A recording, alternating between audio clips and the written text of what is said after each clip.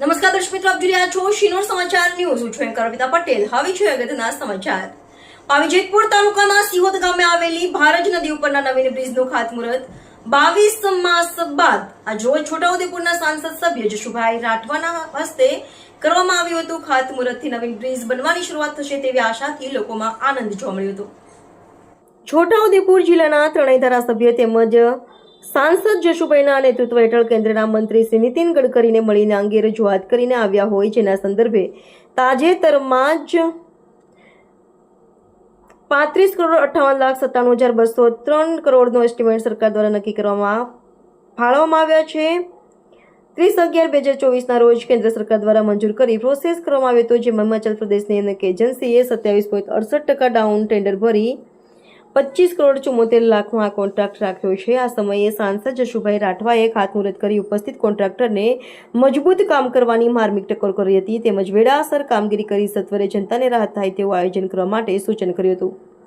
આ પુલનું કામ 18 માસમાં પૂર્ણ કરવામાં આવ્યું હોય ત્યારે જશુભાઈ રાઠવાએ કહ્યું હતું કે તેનાથી પણ વહેલું થાય એમ કરજો, જેથી કરીને જિલ્લાની જનતાને રાહત થાય.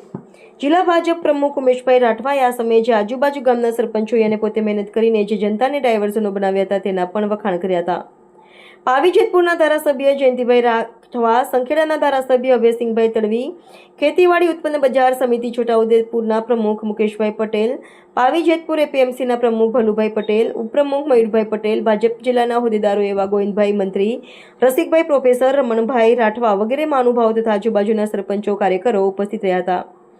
આમ 22 માસ બાદ નવીન બ્રિજનું ખાતમુહૂર્ત કરવામાં આવ્યું છે, ત્યારે નવીન બ્રિજ વેળાસર અને મજબૂત બને તેવી જનતાની બુલંદ માંગ ઉઠી છે.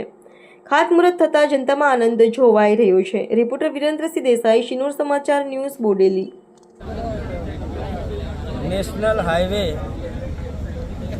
નંબર 56 ઉપર આવતી ભારજ નદીના પુલનું ભૂમિપૂજન કરવામાં આવ્યું. આ પ્રસંગે વિસ્તારના સન્માનિત ધારાસભ્ય આદરણીય જયંતિભાઈ રાઠવા, સંખેડા સભામાં ઉપસ્થિત ધારાસભ્ય આદરણીય અભયસિંહભાઈ તડવી, જિલ્લાના અધ્યક્ષ આદરણીય ઉમેશભાઈ અને પૂર્વ રેલ રાજ્યમંત્રી નારાયણભાઈ રાઠવા અને આ વિસ્તારના તમામ આગેવાનો ઉપસ્થિત રહ્યા.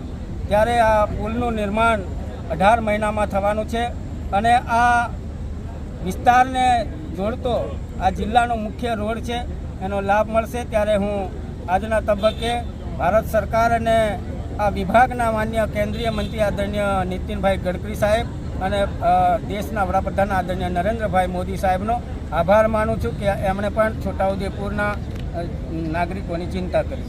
વંદે માતરમ, ભારત માતા.